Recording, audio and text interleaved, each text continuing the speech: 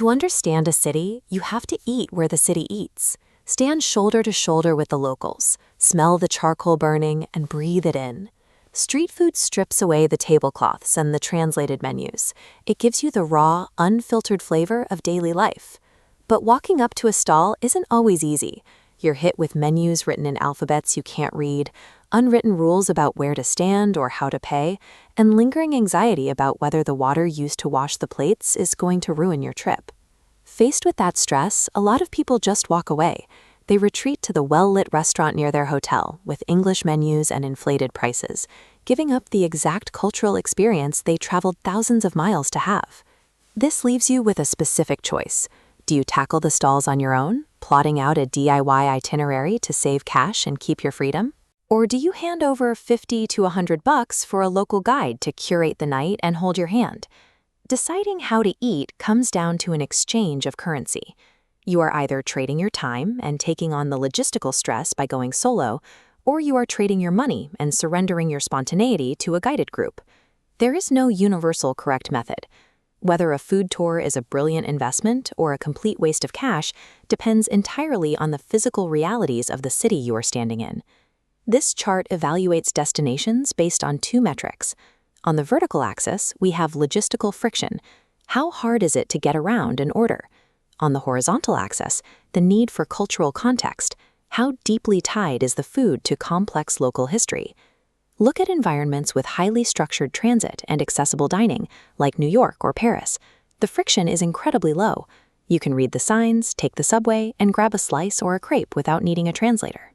Contrast that with chaotic, densely layered environments like Muhammad Ali Road in Mumbai or Mexico City.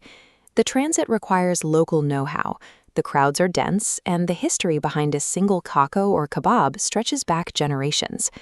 Before you pull out your credit card to book an excursion, you have to look at the map and define the friction level of your destination. Let's break down the independent route. This is the path for the optimizer, the traveler who demands absolute autonomy over their schedule and wants to keep their daily spending strictly locked down. The required input here is heavy on your end. You'll spend hours scrolling through blogs, pinning locations on your digital map, and making sure your pockets are heavy with small denomination coins because the best vendors don't take cards. The obvious payoff is the price. By cutting out the tour agency middleman, you are eating for pennies on the dollar. You pay exactly what the locals pay, straight across the counter. But going it alone means you shoulder all the cultural responsibility. In Japan, walking and eating is considered bad manners. As a solo traveler, if you don't research that rule, you're going to offend the locals. The advantage here is pace. In massive, highly structured hubs like Tsukiji, where hundreds of stalls sell everything from fresh scallops to tamagoyaki, you can linger at a stall for 20 minutes or skip a huge line without checking in with a group. The hidden risk is your source material. If you build your itinerary using the top Google search results, you are eating at the exact same hidden gems as every other tourist who read the same article. The optimizer strategy protects your budget and your independence, but it demands you absorb every ounce of the navigational stress and planning fatigue. On the other end is the guided strategy. This is built for the context seeker, a traveler working with a tight vacation schedule who wants guaranteed safety and deep cultural storytelling. The input cost is steep. You're handing over $50 to $150 per person, and you have to surrender your entire evening to a stranger's itinerary. In exchange, your logistical friction drops to zero. The guide translates the menu, handles the cash transactions, and acts as a hygiene filter, taking you only to vendors they know have safe food handling practices. The real return on your investment is the context. A local expert turns a $3 snack into a window into the city's past, giving you the narrative behind the ingredients. Take pav bhaji in Mumbai. A guide explains that this spicy, buttery vegetable mash was engineered specifically as a fast, high-calorie meal for textile mill workers who only had a few minutes to eat before their next shift. That kind of local expertise becomes a survival tool in overwhelming night markets.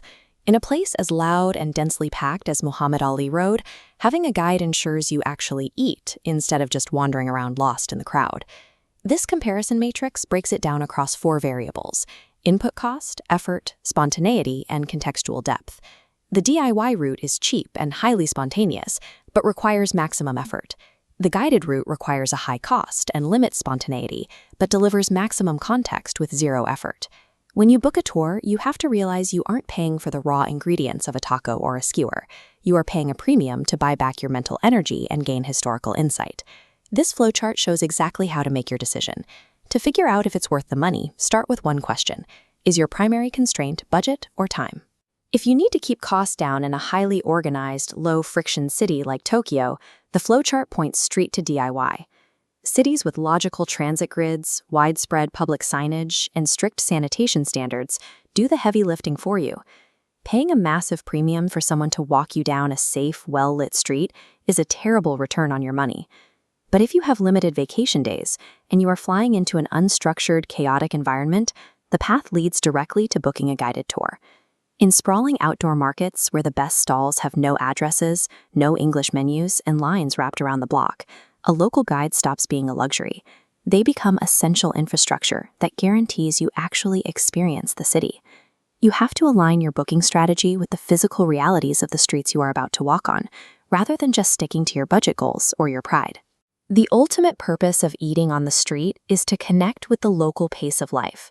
How you gain access to that counter matters far less than what you learn once you get there. Stop looking at a $70 tour receipt and comparing it to the $3 of actual food you ate. That math completely misses the point of the transaction. Your time on a trip is a strictly finite resource. Spending some of your budget to eliminate 3 hours of getting lost and stressed out is often the smartest optimization you can make. The best travelers don't blindly choose one method over the other. They look at the city, identify the friction they hate, and choose the path that removes it so they can focus entirely on the food.